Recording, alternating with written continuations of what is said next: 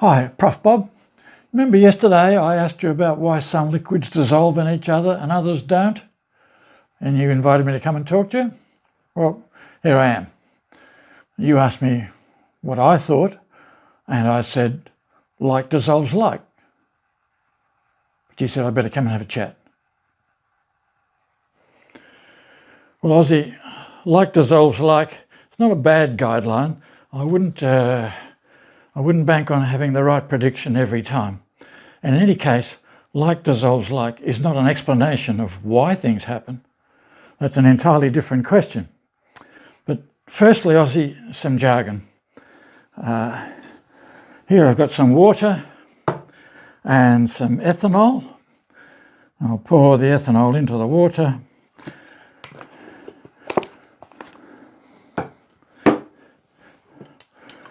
And I stir that up, and there's no evidence that they've stayed in two layers. One has dissolved in the other. Those two liquids are said to be miscible in each other. And you can see that miscible is a derivation of mixable. On the other hand, some water and some petrol, which we can take to be pretty close to being octane. I'll pour that in there, put the stopper back on, and stir these up. And I think you can see that they don't mix with each other. Immiscible if they don't dissolve. So miscible is really, when we're talking about liquids, just another term for soluble. Immiscible when they don't dissolve. Now, keep in mind that most of the liquids that we talk about are molecular substances. They consist of molecules. So when we're trying to explain at the submicroscopic level, we should be thinking about molecules in the liquid quite closely packed, but moving past each other all the time.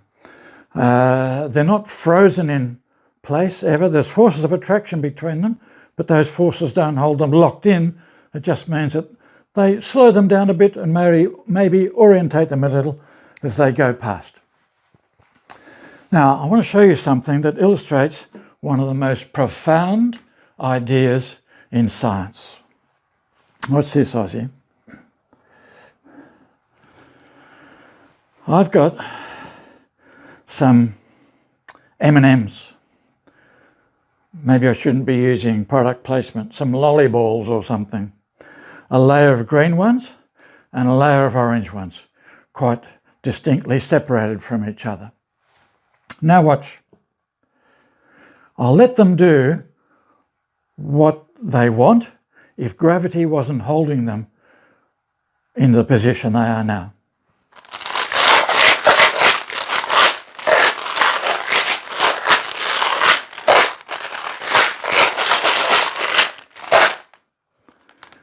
Well, look at that. They're all mixed up. They're commingled. The orange ones are amongst the green ones are amongst the orange ones. That's a very remarkable distribution of scrambled, commingled amongst each other. You have a go, Aussie. I've got some red and yellow ones. Have a go. See what happens when you do it. Well, I know what'll happen, Prof. Pretty obvious what's going to happen.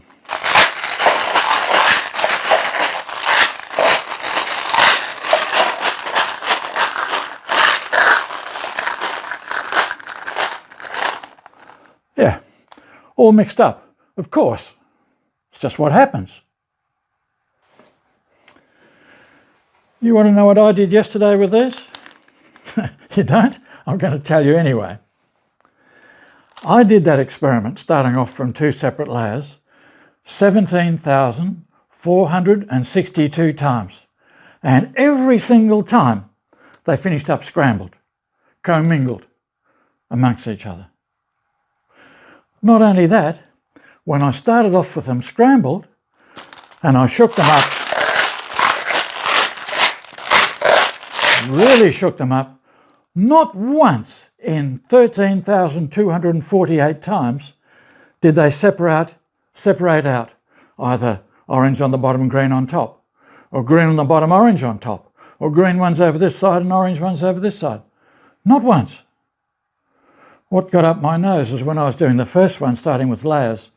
Every time I had them scrambled, I had to do some work to bring them back to being in layers.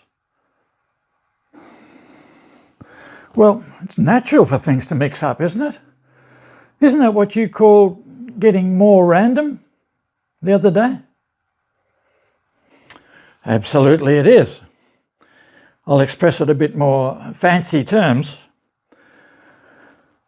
that it's a case of probability. We could calculate the probability of finishing up like that compared to being in two layers. It's much, much more probable, almost infinitely more probable that they'll finish up like this. That's why every time they become like that. This is things tend to become in their most probable arrangement. We use another term for that, it's called entropy. The higher the probability of an arrangement, the higher the entropy, and the more likely that some distribution of things will finish up in the most high probability, the most high entropy condition. It's almost saying the same thing in different ways. And that's why the M&Ms scrambled. In fact, there's Prof Bob's law of mixing M&Ms. If you mix M&Ms of different colours, there's a natural tendency for them to commingle amongst each other. Prof Bob's law. But suppose that, say, the orange ones were little magnets and they're attracting each other. Let's just say for now, just the orange ones. If I shook those up, because the orange ones were attracting each other, maybe they wouldn't commingle because the green ones somehow would have to force their way between these forces of attraction and wouldn't be able to do that work. Okay? But that doesn't deny that there's still a natural tendency to scramble, commingle, even though with those forces of attraction between the magnets, they can't. Prof, I thought that you were going to explain to me why some liquids dissolve and some don't. And we're talking about M&Ms. Well, I'm actually doing that, Aussie, although so far you mightn't think so. Tell me what it means if some ethanol and some water dissolve in each other, are miscible, if we think about the submicroscopic level. What does dissolving mean? Dissolving. Well, I guess that means that the molecules of one of the liquids gets interspersed, commingled amongst the molecules of the other liquid. Aha! I see where you're going, Prof. I see where you're going now. Great. M&Ms, molecules, same things. Same laws apply. In fact, that's why M&Ms are called what they are. Molecules and molecules. Okay, pretty bad. But let me give you, now that we extrapolate from M&Ms to molecules, to liquids and their molecules, Prof Bob's law of miscibility. There's a natural tendency for the molecules of different liquids to commingle. That means for the liquids to dissolve in each other. That is a want to happen. But forces of attraction between the molecules might, and might not, prevent them from doing so. That's it. They want to commingle, but forces of attraction might stop them from doing so. Hark back to my analogy about the magnets in the yellow, was it? M&Ms. Now, are there forces between molecules of liquids? Forces of attraction? Let me shift this. Well, yes, we were talking about that recently. Between molecules of every sort, no matter what, there's dispersion forces. Usually, but not always, reasonably weak in relative terms. And then if there's different molecules attracting electrons differently, the molecules can be dipoles, and we can have dipole-dipole forces. Molecule to molecule, each one being a dipole. And in extreme cases, there's hydrogen bonding.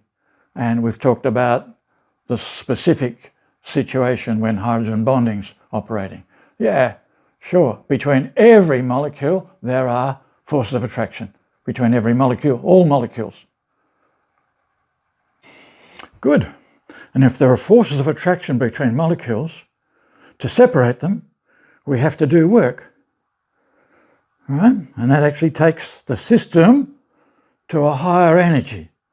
It's got more potential energy. Watch, I grab two molecules and they're attracting each other. To separate them, I have to do work. Now they can do work because I'll let them go.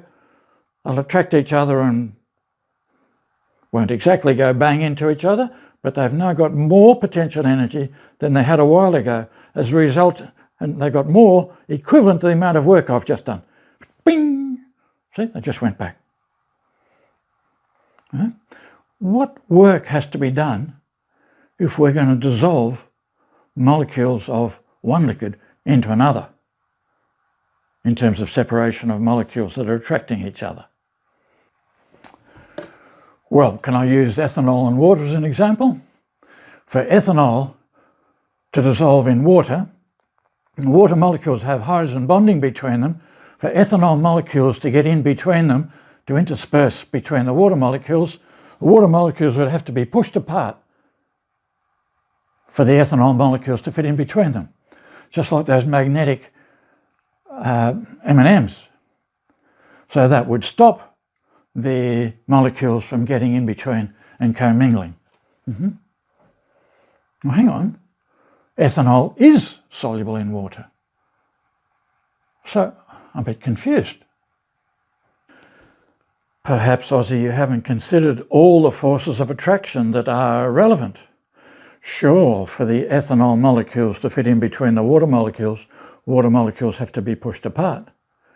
But for the ethanol molecules to do that, the ethanol molecules have to separate from each other to become commingled. So there's more work to be done, separating ethanol molecules from ethanol molecules and separating water molecules from water molecules so that they can fit in and commingle with each other. Make sense? Well, what you've said makes sense, that you do have to separate waters and ethanols. But now if we're talking about separating ethanol molecules, that's even more reason why ethanol and water wouldn't dissolve in each other. We've got to do more work. It's got to go to a higher energy. Settle down, Ozzy. We still haven't finished the story about forces of attraction. We have to separate ethanol molecules from ethanol molecules, water molecules from water molecules. When they intersperse, are there any forces between the ethanol molecules and the water molecules? Sure, because ethanol molecules have got OH groups in them. They can interact with water molecules by hydrogen bonding, and they now will attract, and we get some of that energy back. So there are three forces, three lots of work or energy at play, separating, and then bringing ethanols and waters together. Does that make sense? Well, it's starting to, Prof. The molecules of each sort want to commingle. There's a natural tendency for them to commingle. We've got to do work to separate the ethanol molecules from each other, to separate the water molecules from each other, but we get some work back, lessening of energy by the interaction between water molecules and ethanol molecules. Righto, but how can we judge if we get back enough to make it possible for these things to remain commingled and be miscible? In a sense, that's easy, Ozzy. We just have a look and see. suck it and see, ethanol and water. They are soluble. So we know that the amount of energy we got back, the decrease of energy, was such that the total energy requirement was not too much to overcome the natural tendency to commingle. Now, what I'm saying is that we actually need to know the result, then we can explain it. Our model is not very good at predicting, except in fairly extreme cases. Now, how might we explain that hexane is immiscible with water? I reckon I can have a go at that now, Prof. There's a natural tendency for hexane molecules and water molecules to mix. For the hexane molecules to intersperse between the waters, water molecules have to be pulled apart. Hydrogen bonding, a lot of work, a lot of increase of energy. To separate the hexane molecules, only dispersion forces, a little bit more energy required, a little bit more work, but not a lot more. Then we've got to consider the forces of attraction between the hexane molecules and the water molecules. Now, because hexane is just a hydrocarbon, there's no possibility of hydrogen bonding, nor even a possibility of dipole-dipole bonding, so we've only got dispersion forces between water molecules and hexane molecules. So we don't get much compensation of the work we had to do, not enough to overcome the so the total residual net is too much to allow the randomization, the increase of the attainment of highest probability, highest entropy situation of commingling. Make sense? I like it. I like it too, Aussie. Very much indeed. And what about hexane and octane are miscible? What about that? Pretty confident I can deal with that, Prof. Hexane, octane, there are only dispersion forces between them. So to separate octanes from each other, not very much work needs to be done. To separate hexane molecules from each other, not very much work needs to be done. And when they intermingle amongst each other, they get back the sort of energy that we had to use to separate them, because they're very, very similar molecules. So there's not enough of an energy discrepancy to stop the tendency to commingle from happening. That's a different situation from ethanol and water, isn't it? Opposite in a sense. Yes, Aussie, yes. In fact, my colleagues criticise me for being anthropomorphic, giving molecules desires and wanting to do stuff, but I can't help. I shouldn't word it like that, but to word it technically requires a lot of words, that an octane molecule, when it's got hexane dissolved in it, looking around itself and feeling the forces, probably doesn't even realise that it's in a different environment from when it's in pure octane. Similarly, the hexanes, looking around and feeling, probably don't even recognise that they're surrounded by octane molecules. All feels just the same. They even look the same. Good. Got it. In every case, there's the same natural tendency for the molecules to mix. But the energy considerations are different depending upon whether we've got polar and polar molecules, talking about the possibility of commingling, or of polar and non-polar, or the third case of mixing non-polar and non-polar. In each case, the energy and the energy we get back are quite different, but they all come back to the same thing, is the energy difference, the energy discrepancy, enough to stop the natural tendency to mix, to randomise, to commingle. Did I just repeat Prof Bob's law of miscibility of liquids? Wow. Aha. Aha. Aha. Wow.